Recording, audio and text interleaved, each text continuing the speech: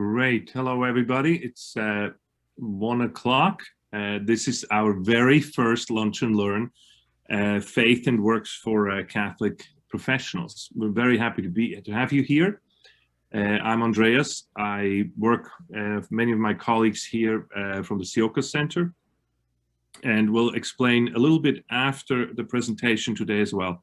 But let me just say that this is the first in a series. We hope to bring this to you on a regular basis, that we take one of us or even somebody who's not with the Sioka Center or CUA to speak on a specific aspect of business and do a kind of lunch and learn. We used to do this for small business outreach. We do here in DC, and it was very popular. We'd like to expand that and have sort of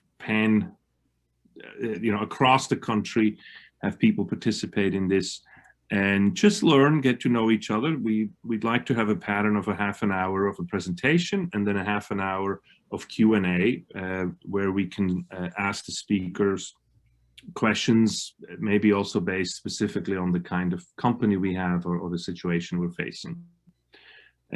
Today's meeting is in the spirit of wanting.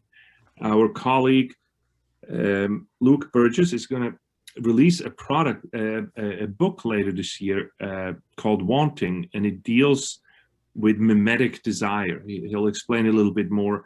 Some of the work that René Girard did, absolutely fascinating, and Luke applies that not just to our lives, but also to our lives as business people, as business leaders, as entrepreneurs, and the kind of responsibility that falls on us through the creating of desire. And so with much fanfare, this book is going to be released. Adam Grant called it a spellbinding read, and I can agree with this. There's some amazing stories in it. I was privileged to read a pre-release copy. It's going to get a lot of attention. Jonathan Haidt, for example, said it's a powerful explanations for why we want things and why society seems to be going haywire in our increasingly connected world. And somebody who we're very familiar with, Arthur Brooks, said that Burgess masterfully shows us how to understand and manage our desires and thus achieve more meaning and purpose in our lives and work. I think that is at the core of what we're trying to teach with principled entrepreneurship, meaning at work, meaning through entrepreneurship. And so, Luke, thanks for writing this book, and we're excited to hear what you have to say. Thanks, Andreas, and thanks everybody for being here. We're going for maximum audio quality today. So I've got my podcast studio set up here, sacrificing a little bit of the visuals. You got to see these big headphones on my bald head, but we're going for the audio. So again, thank you very much. I'm going to talk very, very briefly, just kind of scratch the surface about a topic that is of immense interest to me, for anybody who is in business, especially for Catholics.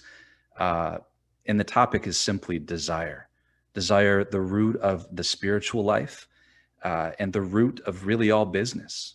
Why do people want the things that we want? We're going to try to bring some of these ideas together. So desire really lies at this intersection. And this book that I wrote is not necessarily written for a Catholic audience, but I think you'll find very quickly that it's thoroughly Catholic. It's just imbued with Catholic wisdom. The thinker whose ideas this book sprung from, René Girard, was himself a very serious Catholic. So I hope to just whet your appetite today with a very brief introduction to his ideas and why they matter for any Catholic, and especially for Catholics in business. We're the Center for Principled Entrepreneurship here at Catholic University of America, and anybody interested in principled entrepreneurship has got to be interested in how to create a healthy human ecology. And there's really nothing more important. The fabric of a healthy human ecology is desire. So we do well to understand a bit more about how desire works, which is what René Girard's work was all about. Who was Girard? I'll give you a brief background on him and why he's so important. He was a Frenchman who came to the US in 1947, originally to Indiana University, and bounced around. He was in the US pretty much his whole life after World War II, died in 2015. And he spent roughly the last 20 years of his life at Stanford University teaching. Really introduced the ideas, his ideas about mimetic desire to the public in 1959. He's been called the Darwin of the social sciences. Pretty big title, because he explored the evolution of desire throughout human history and the way that it moves and the consequences that mimetic desire has in societies and in organizations, and also the evolution of desire in the course of a life. So the biography about Rene Girard, written by Cynthia Haven, highly recommended to anybody interested in learning more, is called The Evolution of Desire. His most famous student while he was at Stanford was the PayPal co-founder, Peter Thiel. Thiel has credited Girard with giving him insights that really changed his life, as Girard changed mine. Even credits Girard with helping him understand why Facebook was going to be such a popular company, and a company that really was dealing with mimetic desire. So credits Girard with helping him see that. And he was the first person to make an outside investment in Facebook of about $500,000, using his understanding of the way that mimetic desire works, for better or for worse. Facebook is a bit of a controversial company these days, but he saw what it was doing was precisely sort of dealing in mimetic desire. And that's why he knew that it was going to grow. I also want to add, Girard has a big following, certainly in Silicon Valley, but also within the church. Bishop Robert Barron is a huge fan and scholar of Rene Girard. Father Matt Malone, who's the editor-in-chief at America Magazine. One of the things that's really fascinating to me about Girard is that he has a following. People are interested in his ideas inside of the church, outside of the church, spanning the political spectrum, different countries, different cultures. Tells me that there's some real kernel of truth at the heart of what Girard is talking about. And I really want to try to get at that today, so that, you know, we can hopefully continue this conversation. And if I do a good job, I will have ended at the latest by 1:30, and I'll be around for at least 15 to 20 minutes for Q&A. And you can always follow up with me afterwards. So desire, the topic of desire. So what I want to do is present 3 very brief insights that Rene Girard had into desire, and then try to give you one concrete kind of practical application of that point that he made for our lives as Catholics and as people, I think most of the people on this call, who are in business in some way. I don't think I have to spend too much time talking about why desire is important, but I do want to just kind of point out something that a lot of people overlook, especially people in the broader culture. In the first Sunday of Lent, at the end of Mass, there was a prayer after communion. And if you listen closely at Mass, you'll find these kinds of prayers all of the time. The church uses this language all of the time. And the prayer went something like, "O Lord, may we learn to hunger more deeply for Christ. May we learn to hunger more deeply for Christ." This is the post-communion prayer, the first Sunday of Lent. And implied in that language, in that statement, is that desire is something that we have to learn. We have to learn how to desire rightly. We have to have ordered desire.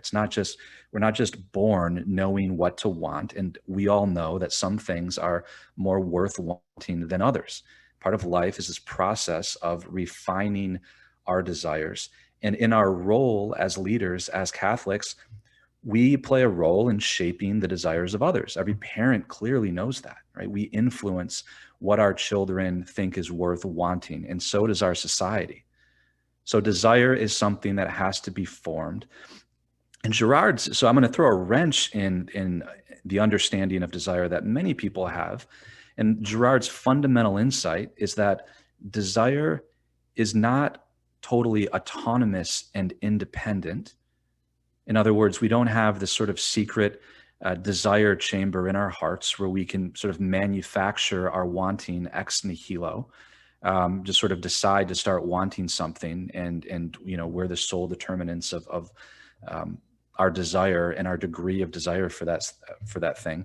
Girard's insight that desire is mimetic means that our desire for anything, especially sort of objects in the world, does not come completely from that object itself, sort of our objective valuations of that object, but from a third party or a third person who is a model of desire, who mediates our desire for that thing to us. That's a little different than most people think of desire as this very linear process. It's a product of our hyper rationalistic world that we live in. Girard calls that the romantic lie, that there's a kind of a direct line between us and the things that they want. And he said, in fact, human desire is mimetic. Now, he doesn't mean that there are not biological drives and instincts. I didn't need a model to help me realize that I wanted a really strong cup of coffee after I woke up this morning. Nobody had to model that desire to me. Food, drink, warmth when we're cold, these things do not require models. But as we get into higher order objects, we do need models to know what is worth wanting. This is a very Catholic idea. I mean, this is a lot of ecclesiology in this. We're social creatures. We need other people around us who desire the things that we wish to desire.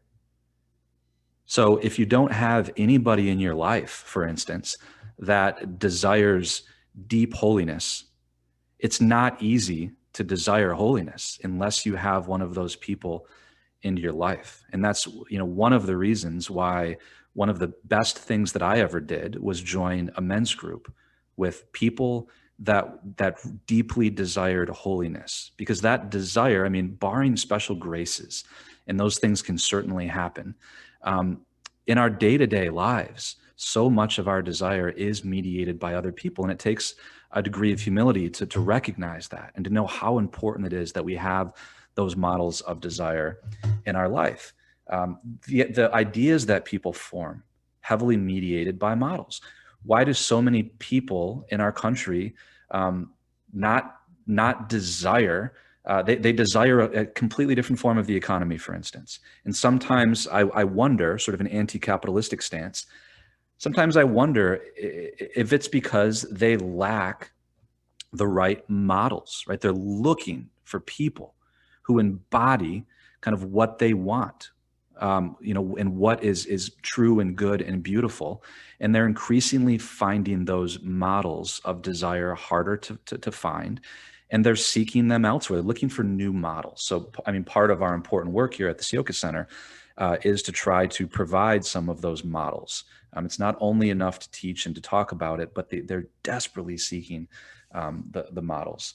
So within companies, of course, models of desire are critical, right? When we choose the kinds of people to promote, everybody else is looking at them and looking at what they want and what they desire, and taking cues from those people. So if these are the kinds of people that desire only sort of prestige and power, and that desire becomes very mimetic. It's sort of sending a signal to everybody else that these are the kinds of things that are desirable, and in fact, this person's also been rewarded for that as well.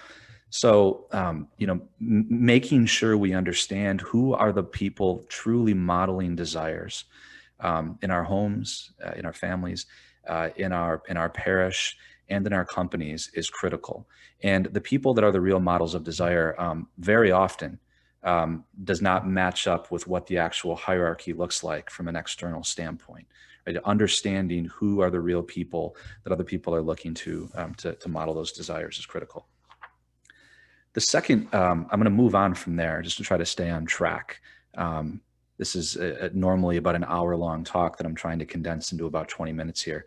And I can go into any of these points in more detail at the end if you want to stick around. The second very important insight that Girard had into this mimetic nature of desire was the need to be mindful and careful about who the models are. If we, in fact, take cues from other people, we imitate other people's desires, then that sort of naturally draws us into their orbit. It naturally causes us to, to look to our right and to our left, and to be paying attention to what other people are wanting, and to often to want those same things. And if we're in a very sort of closed loop, closed environment, we can tend to sort of take our eye off the ball and lose sight of either our personal vocation, of those kind of thick God-given desires that we have, and to start becoming sort of highly mimetic and reactive to what other people are wanting. And this can happen to anybody if given enough time. Just to give you an example, I have a book coming out on mimetic desire. There's a lot of comedy in this, right? Be very easy for me just to look at a fellow author I know that has the same publisher as I do, the same marketing firm as I do. He is a model of desire for me because his book did very well, and he was able to get what I think is an important idea out there throughout the world. Sold a lot of books and has had, developed very meaningful relations. So I looked to what he did, because this is my first time publishing a book with a large publisher. So he's a model of desire for me.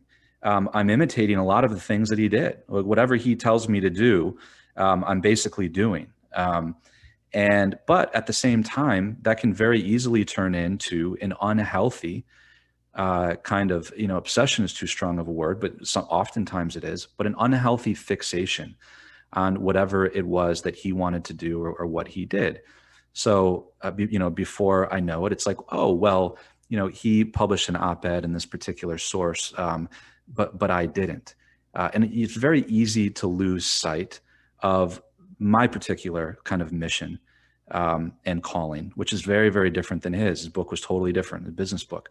But this happens all the time. And Girard actually found that mimetic desire is the source of much of our conflict and tension in our culture, within families, and within companies. So contrary to popular belief, we often hear it said that, we fight over our differences. Girard said the exact opposite. He said, no, we actually fight because we're the same, because we come through imitation, we come to want the same things as other people, whether that's professional prestige or political power or whatever it is. Mimetic desire leads people without them really knowing it, because very, very few people actually recognize their mimetic behavior while it's happening. The source of conflict is actually mimetic desire without realizing that we have it. So the Mass, our lives as Catholics, the sacraments, the great antidote to this, right? The antidote, because at the Mass, we're standing shoulder to shoulder, looking at the same God, receiving the Eucharist, looking towards a transcendent good that can obviously be had in abundance, like any virtue can be.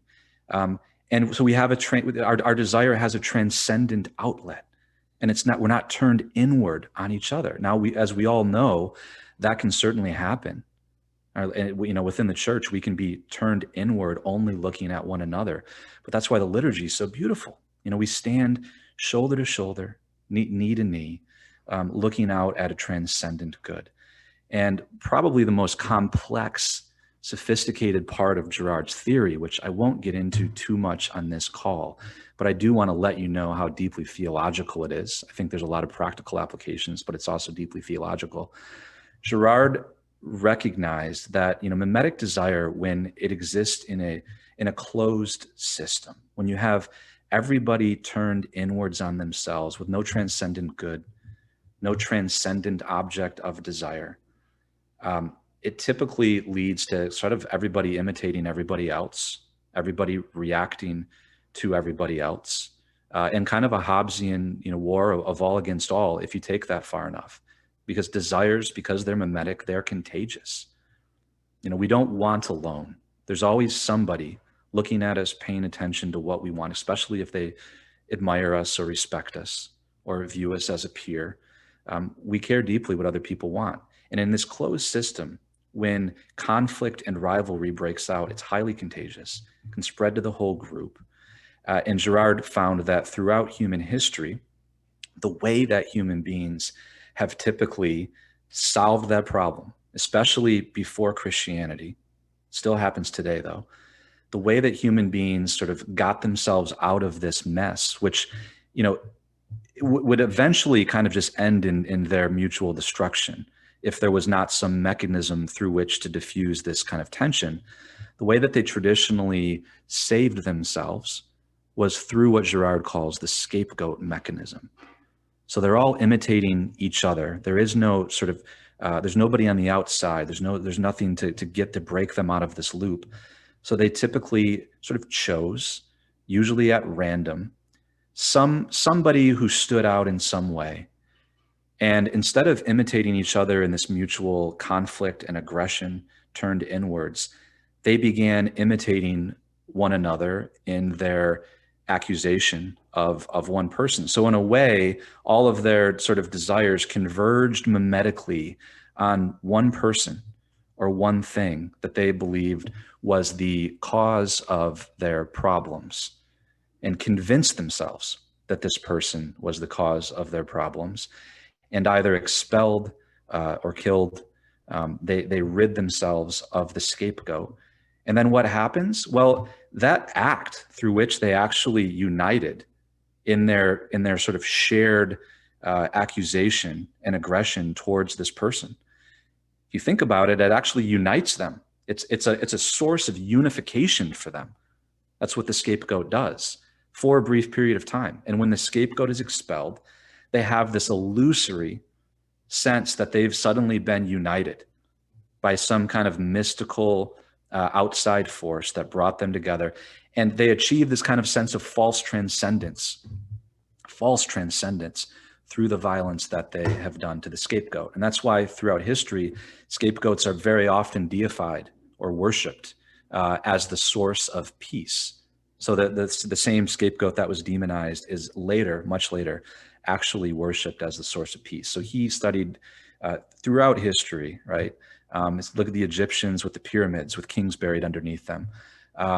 Maybe some violence behind those acts in the beginning. So this is a highly complex kind of historical anthropology that Girard did, but it's fascinating. And he saw in Jesus Christ the overturning of the scapegoat mechanism once and for all in human history, because he became the scapegoat willingly, and then he revealed what it was that we were doing when we enact that scapegoat mechanism. So for the very first time, sort of eyes were opened to our own violence, because unlike any other scapegoat that had come before him, Jesus was recognized very shortly after the crucifixion as innocent. So these blinders that we had, this sort of mythology that humans had been telling themselves, was completely revealed as folly. Like our own violence was revealed to us through the cross. And in a sense, that's why the Eucharist is like the anti-scapegoat mechanism. Though he who became the scapegoat literally transformed our violence into love, and then feeds us with his very self.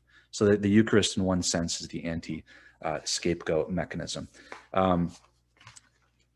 What does all of that have to do with business? Well, there's a lot. We won't be able to get into a lot of it on the phone call, but certainly we're finding a lot of scapegoats in the culture in terms of companies and CEOs and businesses on a micro level. Every company usually has a scapegoat within it. Sports teams have their scapegoats. We see the scapegoating all over the place. This explains a lot of cancel culture. One thing I would add, just scapegoating aside, just understanding this mimetic nature of desire, there are ways, I think, managers should actively be thinking about how to prevent rivalries within their organizations. One of the biggest mistakes I think any leader makes in an organization is having very vague, not clearly defined kind of roles and a vision for each person. And in a situation like that, people very quickly begin competing for the same accolades, sort of the same the same roles within an organization. So, I mean, one suggestion I would make is to actually sit down with people and ask them, like, where do you want to be in 5 years? If they want to be the same person as somebody that works with them, they're going to end up clashing at a certain point. So it's better to sort of have a path for each person. There's a lot more I could say about that, practical things that I've learned through a lot of mistake making myself over the years. But I will leave that one so I can move on to the last point. Gerard is very optimistic that this cycle, these cycles that we're caught in, can be transcended, really only through Christ. So, the cross revealed the scapegoat mechanism, revealed mimetic desire and rivalry. And, we see this language of imitation throughout Scripture. And by the way, reading Scripture through the lens of mimetic desire is fascinating. It changed the way that I read the Gospels, the way that I read all of Scripture, including the Old Testament. So I hope you pre-order Wanting. But if you want to dive deeper into Gerard right away, there's an excellent book called I See Satan Fall Like Lightning. That is a deep dive into Scripture, starting with the 10th commandment, which kind of seems to be warning against destructive mimetic desire. And he goes through Scripture explaining mimetic desire and its consequences through a theological lens. So it's the most Catholic of all of Gerard's books. So if you want to get started right away, I highly recommend that one. So, we see St. Paul saying, be imitators of me as I'm imitators of Christ. So he's helping us understand how to choose the right models. There's only one model that stands out that's not a worldly model, and that's Christ. On a worldly level, there are still things that we can do to put into motion what I would call positive flywheels of desire.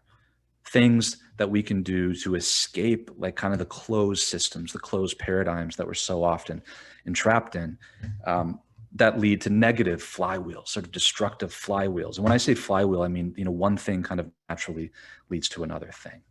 Right? Most of us know that about like the way that we eat or the kind of exercise that we get. We sort of can trace a path of desire. I know, for instance, that if I work out 2 times during the week, I want to go hiking on Saturday, usually. I just wake up wanting to go for a hike. If I don't do certain things during the week, I don't want to do other things on the weekend. And the same thing is true with our spiritual lives. There are certain things that I can do to increase my desire to receive the Eucharist on Sunday. There are other things I can do during the week to, I think I said increase, but there's other things that I can do to decrease that desire. So I actually like to map out and understand those flywheels of desire that I have operating in my own life. And when it comes to our business, the same thing is true, whether it's for our clients, our stakeholders. What does it take to make sure that we're excited to get out of bed in the morning, to extract ourselves from the negative rivalries that keep us from doing the good work that we want to do? I think, we as Catholics have a responsibility to model different ways of doing business. That's one of our biggest parts of our mission at the Sioka Center, is to model different ways. And some of them we don't know about yet. It's not enough to receive the sacraments, to have a prayer life, to go to Mass, and then just to run a profitable business kind of on the side, the siloed existence. There's got to be a way to model just simply a different way of doing business, to break outside the paradigm, because people are paying attention to that. I want to just give one sort of paradigm example of somebody that did something that I think we should pay attention to. This is not a statement about a minimum wage. It's not a political statement or anything like that. But Dan Price, who runs a payments company a few years ago, this is kind of highly publicized. He realized that the average worker at his company made around $46,000 a year. He was making over $1 million a year. He asked them what they most deeply sort of desired and wanted, and he found out that many of them wanted to have a family, but did not feel they had the financial security to be able to do that. And he voluntarily took a pay cut, raised kind of the lowest salary at his company to $70,000 a year. Free decision that he made. Okay, that all of a sudden allowed everybody at his company to think differently about their family life and the things that they wanted. So he's an example of somebody who I think understood that he had a role in shaping the desires of the people that he worked with and the people that worked for him. And he actively took steps to do something about that. So I think, we, all of us can think to ourselves, like, what can we do to sort of break outside of an existing paradigm, to do something that gets us outside of the closed system of desire where people feel trapped. And that's kind of my definition of being a transcendent leader. So with that said, I'm going to stop here and open it up to questions. I think, again, just grateful that everybody's on this call. And I have a lot to learn from all of your experiences. We have an opportunity really to model a different way of doing business, being mindful of the role that we have to play in shaping desires. We can model what it means to make good profit. We can model what it means to live virtuous lives with integrity, because people are watching. And if there's any just extremely positive lesson that we can learn from Rene Girard, it's that, people are looking for those models of desire and holiness. And there's really no more powerful witness in the world than a person who really strives to embody that and act it out in their lives. Very well done. Thank you, Luke. I, of course, have my own questions, but let me first open it up for the floor. If you have a question, there's only, I think we're small enough that you can just unmute yourself and start to ask.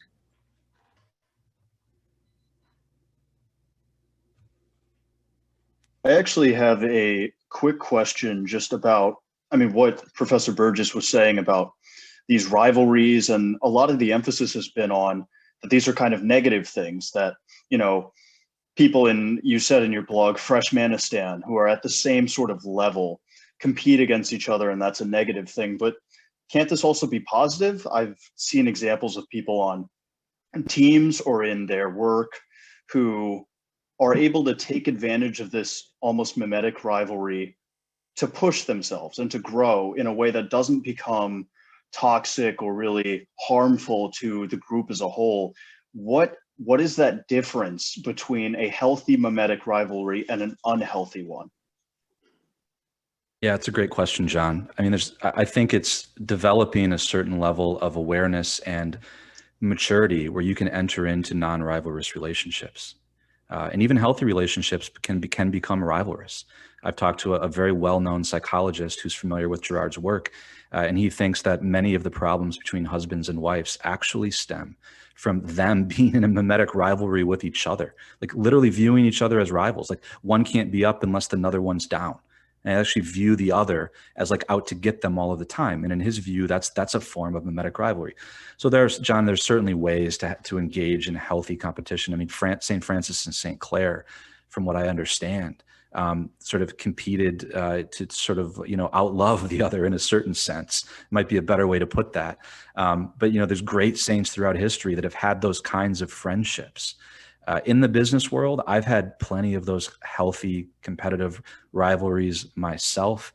Andreas and I joke all the time that we push each other when it comes to our writing and things that we do. So there are certainly cases of that. Girard differentiates between two different kinds of models, John, I think, as you know. One of them is an external model of desire, external meaning a model that lives outside of your world. So a saint would be an external model of desire to me because they're dead.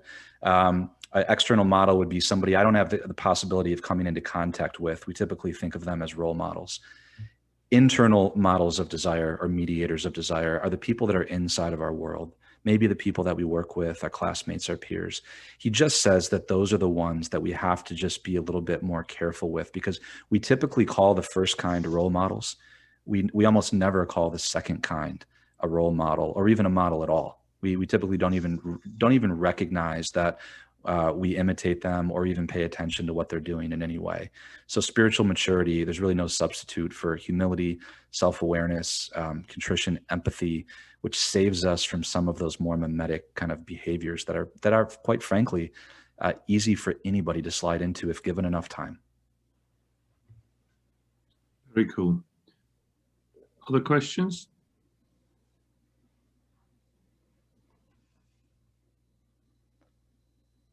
I think Fred has a question. Yes, go ahead. Oh, yeah. Let's see.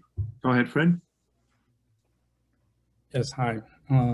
Thank you, Luke, for a wonderful presentation. I'd like to push you a little bit on the terrain of St. Thomas Aquinas. I'm not a specialist, but as you were speaking, I was looking at the I know he has a whole list of virtues that he has developed for daily life. And among those virtues, there's actually a series that directly address desire, and that he puts under the name of temperance in general. But I think I'm looking at the list, but it's moderation, diligence, restraint, humility, orderliness, thrift, and so on. So these are virtues that he's calling us to acquire over our lifetime, which are directly aimed at, managing our desires or orienting our desires in an ordered way, as you said from the start. So I'm first of all, what you haven't mentioned that at all, but I'm sure it's got a place in the system. So I'd like maybe you to comment on this for a second, but also in terms of business, does that mean that therefore business and virtue ethics, which is a big theme, of course, at COA, is even more reinforced once you understand, your framework or Girard's framework? Yeah, so I mean, virtues are a great example of a good that's not scarce, that a good that can be had in abundance. But going all the way back to Aristotle, the role of positive models to imitate is discussed for virtues. I mean, if a virtue is only understood in intellectual abstract terms, it's not very attractive, and most people don't understand. I mean, normally the way that we acquire virtues is by imitating somebody who possesses that virtue. And the beauty about a virtue is that it's not a scarce good. Right? It can be had in abundance. And to be sort of very Thomistic here, I mean, also a virtue is something that it's a thing that we want to do the more we're in possession of it. So, I mean, contrary to the way a lot of people think, I mean, it's not virtuous to find an act of charity like really, really hard to do. The more virtuous person is the person who actually wants to do that act and finds it easy to do.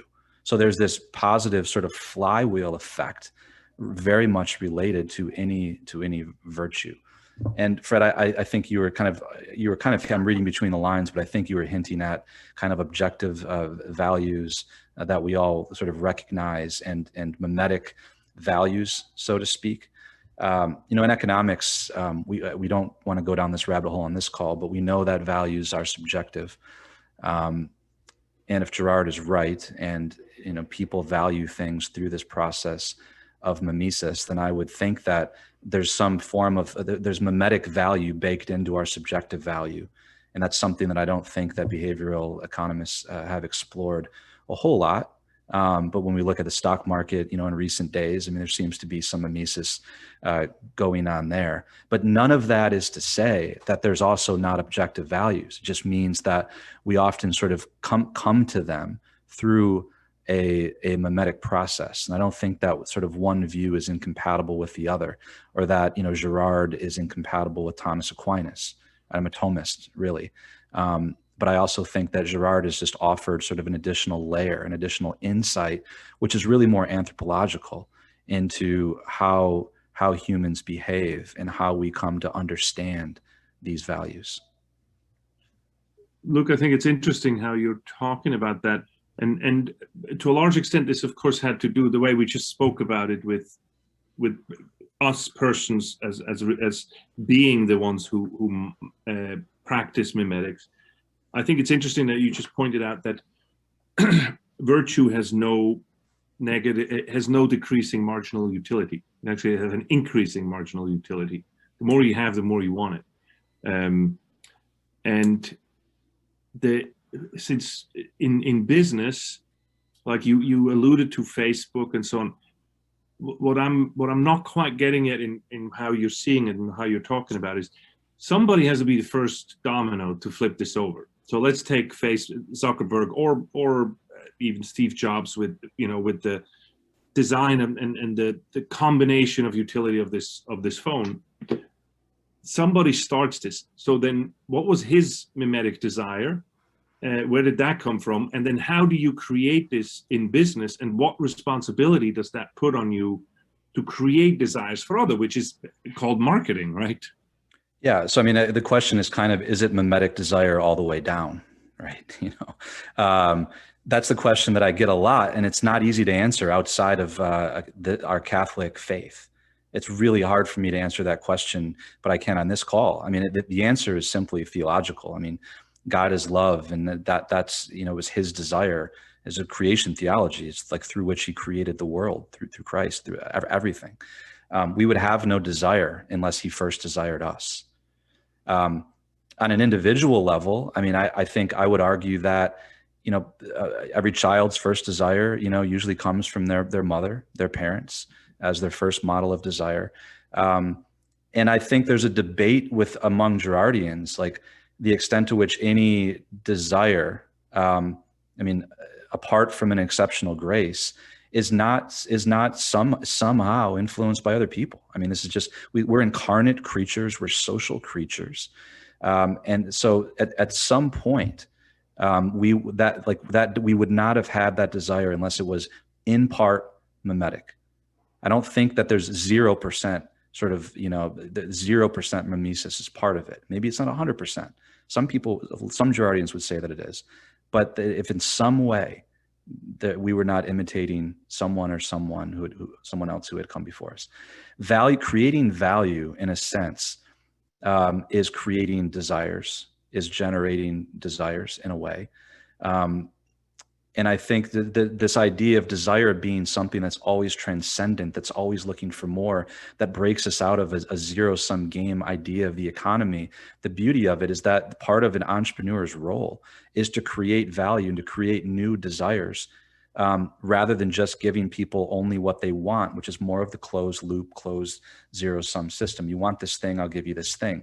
Thinking of ourselves as having a responsibility to when I say create desires, I mean co-create, right? Like with you know, with God, with the church.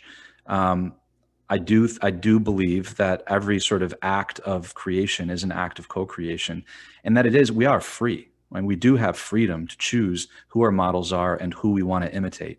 And if we're imitating transcendent models, then, you know, like Jesus Christ, we can then I mean, I do think it's sort of, there's nothing more creative, no better model to allow us to then give to other people what we ourselves have received. So creating that sort of new desire framework is one thing that I think a Catholic business leader is in a unique position to be able to do. Ethan, do you want to ask a question? Yes, please. Thank you. Luke, thanks for this presentation. It's been great. I just wanted to, I'm wondering, how does the Catholic entrepreneur situate him or herself in a market which is in many ways, as you said, kind of hostile to some of our values, without placing his business at a tremendous disadvantage given those mechanics? Yeah, that's why we exist, Ethan. I mean, it's a great question. And as a Catholic entrepreneur myself, who had started a few companies before I stepped away to more deeply explore these questions, there is no easy answer to that. If anybody else, Andreas, anybody on the call wants to jump in, I think that one option is kind of the Benedict option approach, and the other option is just to kind of be all in the market. And I believe that there's a way to kind of be in the world but not of the world, and to apply that to the way that we approach entrepreneurship. To do things in a different way. And I think that everybody in this Yoka Center does believe that it's possible to do well and to do good at the same time. I mean, if I didn't believe that, I wouldn't be here.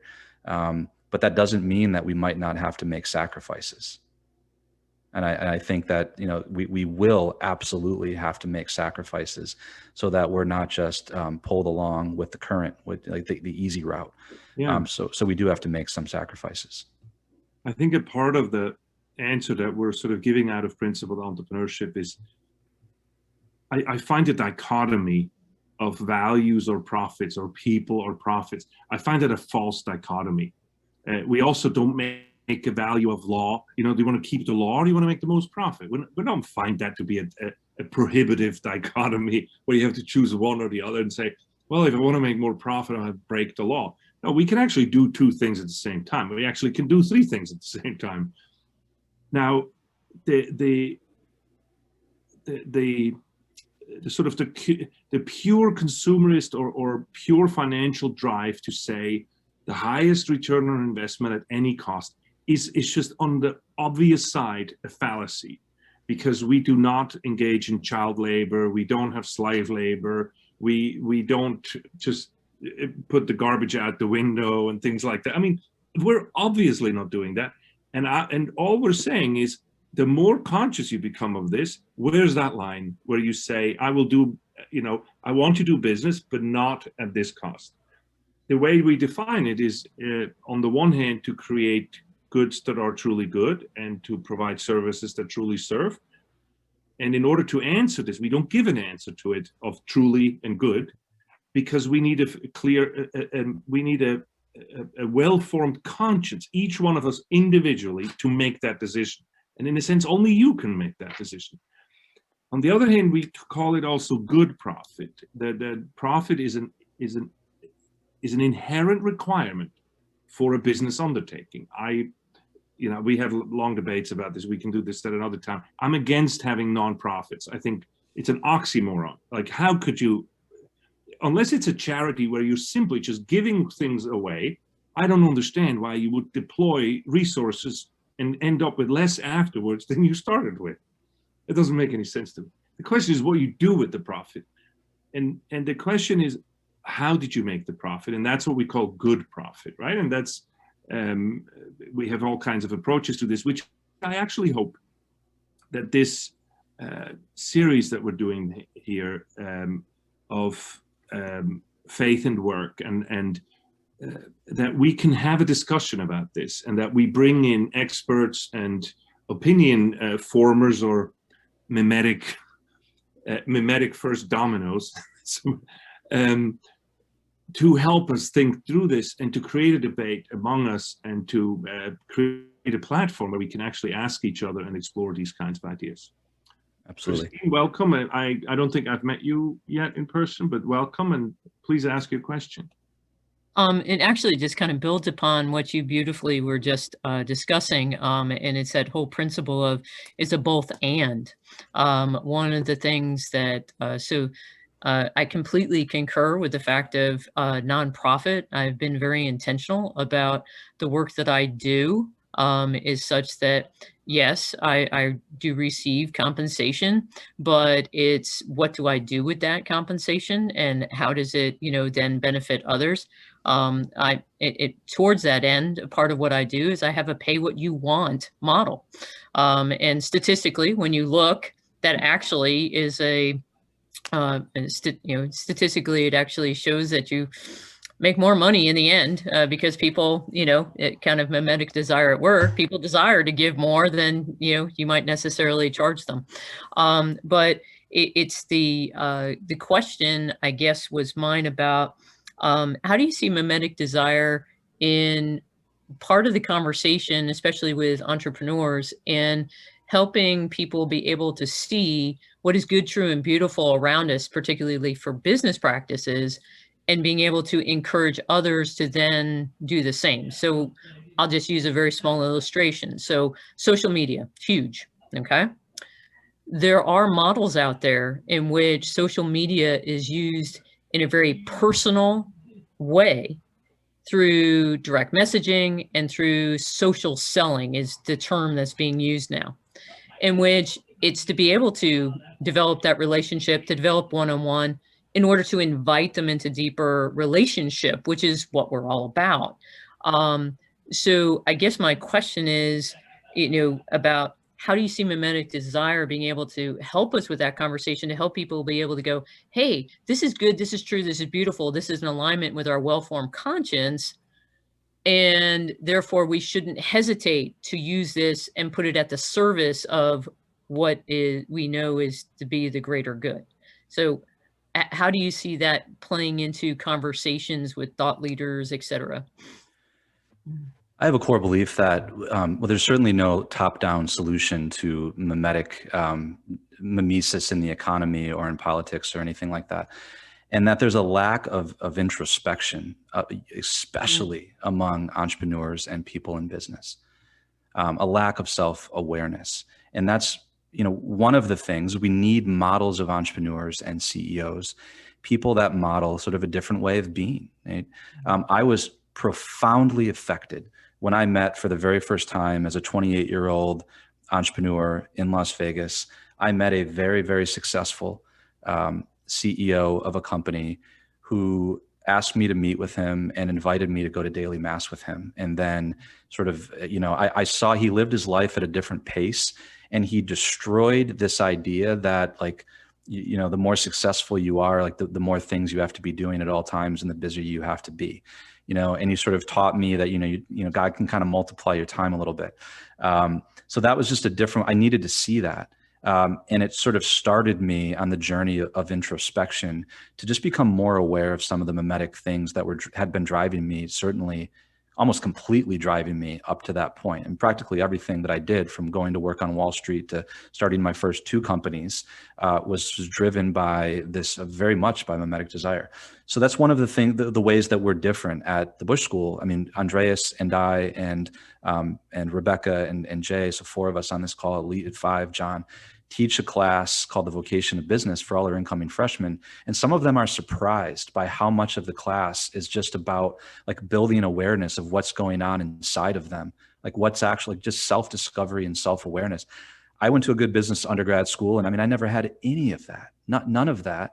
And if it's, if it's not happening in the home, it's certainly not going to happen at pretty much any other place that I know of, except in our class, at a business school, at least. I'm just not aware of any.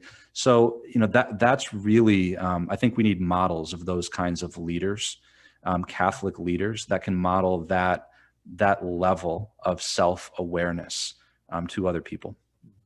Thank you. I see that Paul Winkler, how are you? You're here. Great, Andreas. How are you? Thanks for being here. I'm very well. It's good to see you. I think you're a mimetic model. You lead a very successful mentorship circle and company. I had the privilege to be at one of your meetings once. Do you identify with this? You're role modeling, aren't you? I am writing down a ton of notes. I can't wait for Luke's book to come out for sure. And I tell you, I've got a couple of the Atala members on this call as well.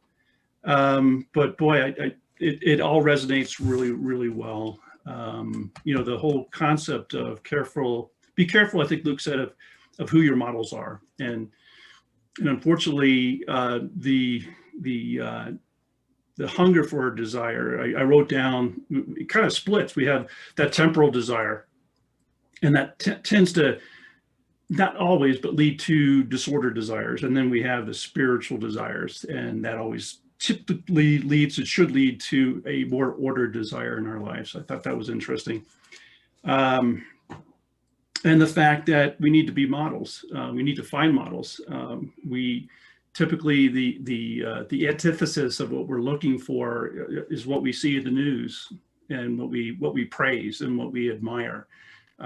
So those are my initial thoughts anyway. And then I think Ethan had a question about the,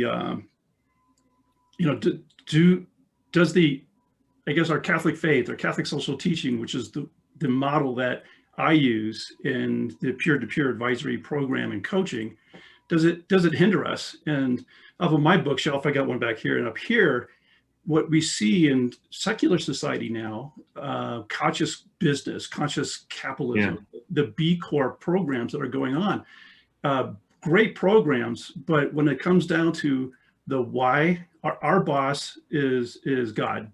Our boss is through our Catholic faith, but we report to that higher being, which is really understanding God, understanding ourselves in love. If you read Conscious Capitalism, the why is kind of a circular argument. It's really just because we are all human beings. We need to treat each other well. That's good. That's a good start. Good start. Yeah, it's missing. Thanks, Paul, for sharing. It's missing that element of transcendence that you mentioned, the transcendent part. And I could relate this to John Paul II had his 3 dimensions of work, I believe, in Laborem Exercens. There's the objective or what he calls transitive dimension, which is like the thing that you're doing, the work itself. But it's a reflexive process. So the work itself reflects back into the person, and that's the subjective dimension of work. You think of a blacksmith, by the very act of, pounding the metal, that work is reflecting back on him and helping him develop muscles. But not just physical muscles. What we don't realize is the intellectual and spiritual kind of reflexivity of that work. So those are the two dimensions, the objective and the subjective dimension of work. But then there's the spiritual dimension, which is something else entirely. And that's this very Catholic idea that we can actually achieve some level of transcendence, even in the most mundane task, like baking bread. A great book that Brother Lawrence wrote about that, or whatever it is that we're doing, by, we speak of offering it up, or by having an intention, by doing our work with love and with excellence, we do achieve even what looks like, from an outside observer, what looks like ordinary work can actually be transcendent work, because they don't know what's going on spiritually with that work. Hopefully they can see it in the way that we interact with them. But that spiritual dimension is unique to us, and you're definitely not going to find it in, some of the more popular movements out there that talk a lot about purpose and why. That's beautiful, Luke. I love that comparison. I love these dimensions. Monica, I'm glad you're here. It's good to see you. Do you have a question or a comment? Yes, I just was wondering, Professor Burgess, if you could explain a little bit more briefly about mimetic desire in closed environments and sort of the negative cycles. I wasn't quite sure if you were saying rather that sort of the desire becomes negative in a closed environment, or if it causes it. So yeah, if you could explain a little bit more about that. Sure. There's a saying by an academic. So I think somebody on this call, probably Jay, will know who said it. It was sort of like, the rivalry or something is so high in academia because the stakes are so small, or something to that effect. And it's sort of like, when we become sort of fixated or in a very like closed environment, that's not necessarily we're with the same people every day, right? Think of a prison system or something like that. We can tend to our desires can turn very much inward, right? So there's kind of that danger. I spent a few years in the seminary, and it's funny how all of a sudden, when you're eating like next to the same guy every day for a year, all of a sudden, like the way that he eats pasta like starts to matter to you and stuff like that. So, that's an example of a closed environment. It even happens there. I hope I'm not scandalizing anybody, but it even happens in an environment like that. We have to be so careful. When we work with the same people or in the same environments day in and day out, mimetic desire can sort of tend to become, it's kind of like gravity, right? Like the force of gravity can kind of like pull us inward. And, it's just so important to have those constant reminders of like, what is this all about in the first place? I mean, that's one of the things that helped me when I was in seminary. Like, why am I here? And what is this all about? It's not about like how this guy, eats his lunch or whatever. I'm here because of Jesus Christ, right? And I'm here. So I think we can apply that, to school, to groups, to friend groups, to our companies, constantly calling ourselves back to that larger purpose. So what you're saying is that the closed environment does cause it, the zero-sum game in a sense. It exacerbates it, yeah. So Monica's question, it does cause it, exacerbates it, and the way you break out of it is by asking your why. Why am I doing this? Why am I here? And then that's your path out, correct? I think that's a good start. That's definitely the start of it. Jay, what did you say about Freud? You found something that Freud said? Freud referred to the narcissism of small differences. And so when you're in like a closed environment, and what you notice is these really trivial differences, like a really conservative Catholic community, which agrees on all the big issues, but is arguing about, I don't know, the color of the veil or something like that. Yeah, I agree. And very good comment as well, Christina, about the parish. That's definitely a closed environment. I have another question here. Somebody has to hop off, but if you have time, please comment on the idea of worthy rivals recently coined by Simon Sinek. I know, Luke, that's one of your favorites. I know him because of you. In his recent book, Infinite Game. That's brilliant. Also, how does collaboration in business fit into mimetic desire? Thanks again. That's from Paola. And yeah, this is a beautiful question. Yeah, so an infinite game is a beautiful idea, and I think that can help us a lot, especially in terms of the way that we dialogue with people, that we may consider, rivals in the culture in some way. An example of an infinite game would be like a grandparent like playing catch with his grandson.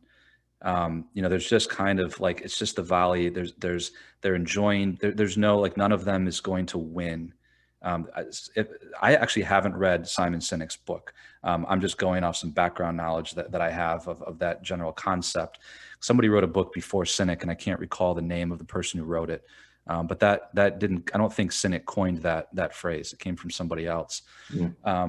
So those infinite games are a beautiful way to like enter into a non-rivalrous relationship that we talked about a little bit early on the call. It's what we talk about all the time. Free market in a sense, because there is no, what does winning look like? Winning looks like keep doing this. That's what this looks like.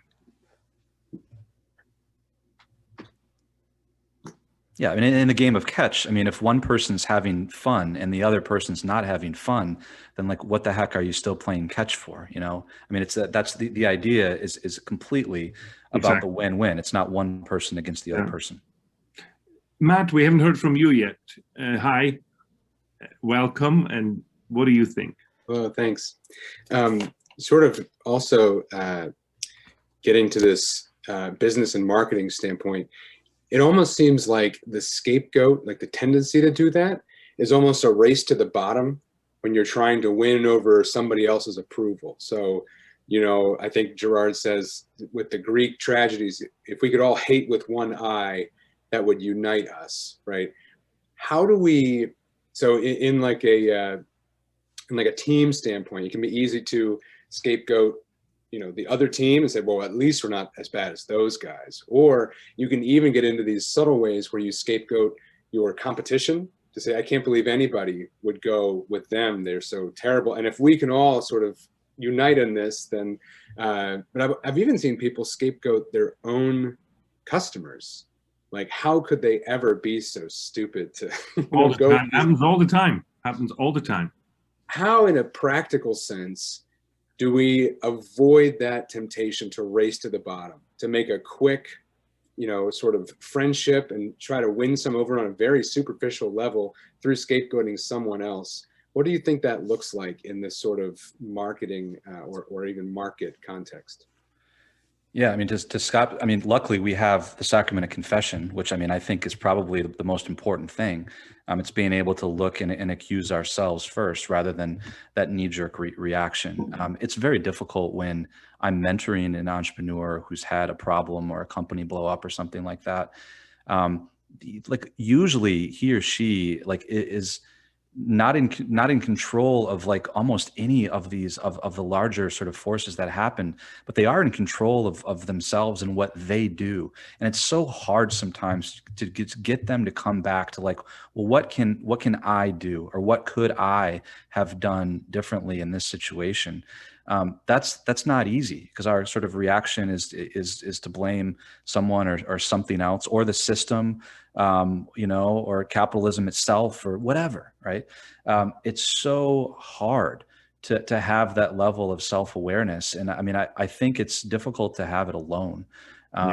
I mean, again, that's why having like really, really good peers who are willing to just be on, I mean, the level of open and honest, transparent communication that is necessary to bring the scapegoat to light is critical, because scapegoats are made in environments where, people can't speak the truth, people can't speak openly. So to use a Dostoevsky sort of phrase, right? Mimetic desire and rivalries, everything goes into the underground. And when it goes into the underground, that's when it becomes really dangerous, kind of just like sin.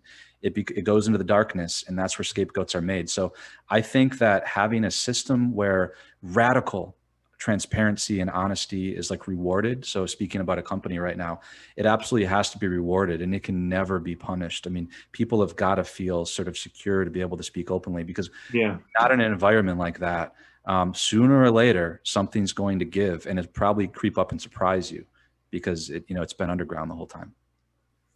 I also want to, Liz and Adolfo, it's nice to see you. It's nice to have you here. I don't want to put you on the spot, but I do want to welcome you. You're the classic business owners that we actually put this on for. I hope you enjoy enjoy this presentation and this conversation. You want to say hello? Hello, Andreas. No, it was a pleasure to listen to Luke. We're big fans of his book. In fact, it's up on the shelf right there, unrepeatable. So it was great to hear you guys in person. Thank you so much. Thank you for being here. For being here, we really appreciate it. To everybody who joined, thank you very much. Thank you, Luke. I'm just super inspired and super excited about the release of this book. I think it's going to be great. We're going to do this again in April. Our next speaker and presenter is going to be Dean Bill Bowman. He was the dean before, two deans ago. He's a very accomplished entrepreneur and software entrepreneur, and he will talk to us about how to run your company with values, and how to create and create values within the culture of your company, which values to choose and all that. He's greatly accomplished in that. And I look very much forward to that. And with that, I also want to point out and thank Rachel Garfield, who put this whole thing together. Thank you, Rachel. And I would like to encourage you to come back next time. We'll do it again in this format. It takes about an hour. And I hope you enjoyed yourself. Thank you. Thanks so much for being here, everybody.